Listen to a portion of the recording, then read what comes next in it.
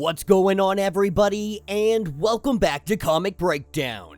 In this video, we are jumping into Realm of X, issue number 4, with this being a part of the Fall of X. Many of the titles, at least the X-Men titles, they're coming to a close when it comes to the Fall of X. And so, with the Realm of X reaching its close, this final issue is going to decide the fate of what happens to Magik and everybody else. The battle with Saturnyne is now upon us. The last battle. Can they save Vanaheim? Can they bring the Magik back to this world? Or will Saturnyne claim this power for herself? Make sure you guys have subscribed to the channel, make sure that you like this video, and with that being said, let's dive into this breakdown. Alright gang, so as we dive into this issue, we are picking up with Sif in Asgard observing everything. For all of this time, Sif was unable to see Vanaheim. This is because of Saturnyne. She put up her invisible walls and she hid Vanaheim from the entire existence. But after what Curse did, bringing down Saturnyne's defenses with a single sentence, Sif's eyes are now upon it, and she has called in some backup. She has called in the King, and Thor's vengeance will be swift. As we jump over to Vanaheim, we see that Saturnyne is livid with Curse, screaming at her, making her cry, making her absolutely irate. And as the two argue, this is when Curse recognizes a bottle nearby, a bottle that appears to be trying to talk to her. It doesn't take long for Curse to understand that this is dust. Taking that bottle and knocking it onto the ground, we see that dust is released, and she tells Curse to run, filling the room full of dust, bothering Saturnyne to the point that she is unable to see Curse run out of the room. And in the skies above Vanaheim, this is where we have Magik. She is tapped into some dark magic. All the pain and anger that is lying in this place. The only power left here is the suffering. And while she doesn't want to tap into this, she has no other option. This is her only means of fighting back against Saturnyne. This is what takes us to the forest. We pick up with Danny and the others. They are preparing for the final battle. And as they prepare, we see the individual by the name of Vanos, one of the natives to Vanaheim. And we see that he's kinda got a thing for Typhoid Mary, wanting to take this last opportunity to tell her how he feels. We see him go in and give her a kiss. Luckily, Kingpin is not here to have any kind of say over this. But with that kiss, the ground begins to rumble. And with that rumbling, the invasion has begun.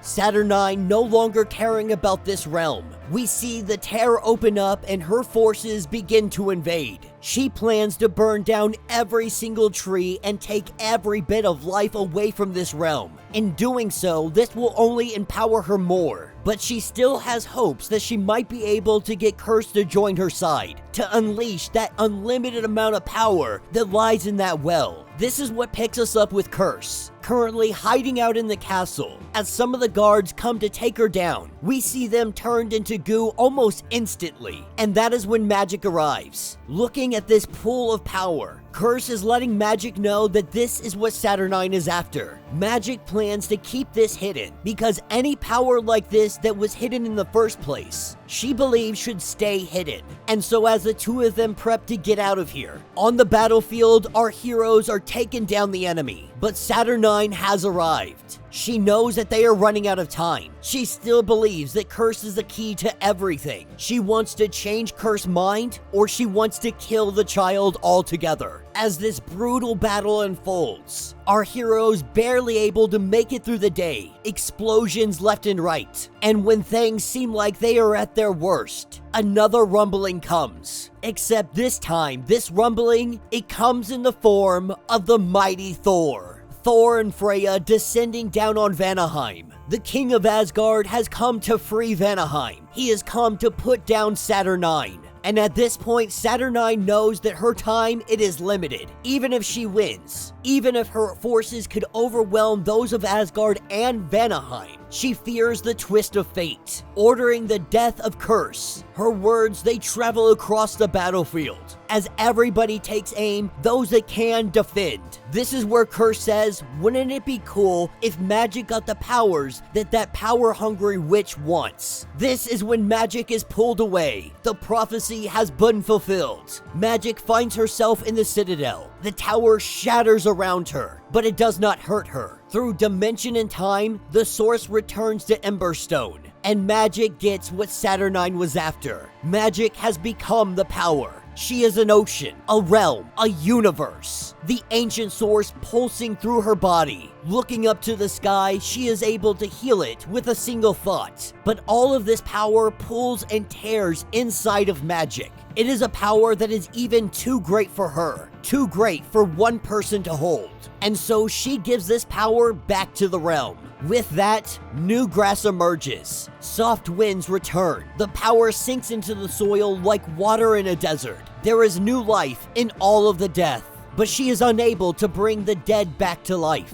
With this new life coming into Vanaheim, the last of the enemies falling in the distance, Saturnyne letting Magik know that she can feel Magik's eyes upon her, that Curse gave you the source, and then you gave it back to the realm. Calling Magik a fool, we see her open up a portal and Saturnyne gets out of here. As we pick up a few days later, the future has returned to Vanaheim. Its winds, its water, the very air that they breathe. This place has been born anew. And with their job done and everybody saying their goodbyes, Thor and Freya, they offer them the Bifrost to take them wherever they wish to go. And obviously, our mutants, they want to return home, with the king ordering Sif to send all of them home. Our mutants, they return back to another fight and another kind of war. And that will be the end of this issue.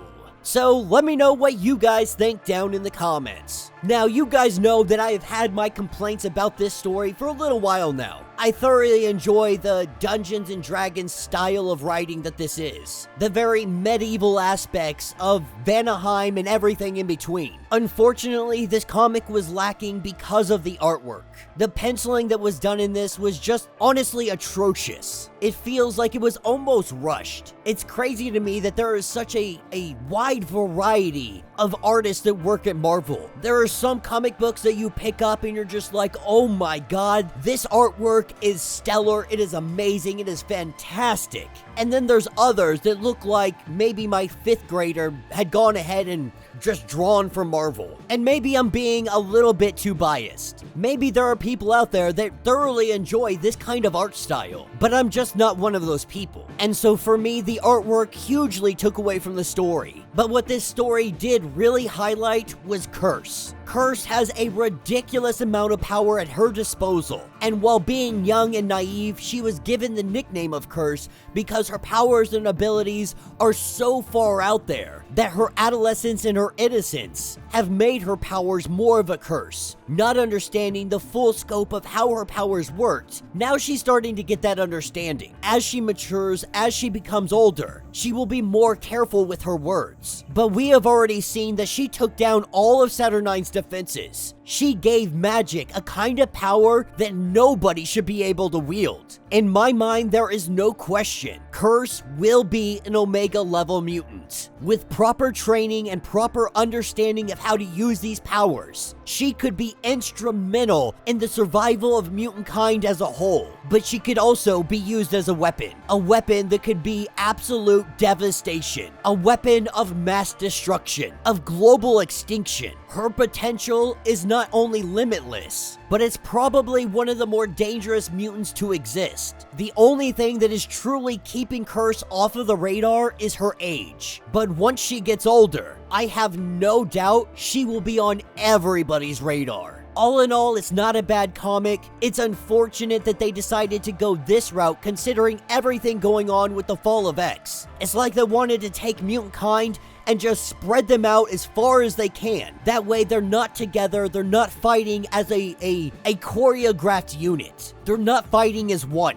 But as we have seen all of these Fall of X titles reach their end, we are seeing that everybody is being brought back together, one way or another, and the war for mutant kind survival is finally about to truly begin. So let me know what you guys think. Let me know your thoughts, let me know your theories. If you would like to get caught up on everything that is going on with this series, go ahead, check out the link in my description, as well as the top of this video. It is going to get you completely caught up on everything that has been going on with the Fall of X. If you would like to support the channel, you can always do so by joining the channel membership. Much like Patreon, having multiple different tiers, from $1 to $50, from loyalty badges to comics every single month. Not only are you helping out the channel tremendously, but you are getting tons of perks in the process. If you're unable to do this, do me a favor, subscribe to the channel, like this video, hit that notification bell, and with that being said, until the next breakdown.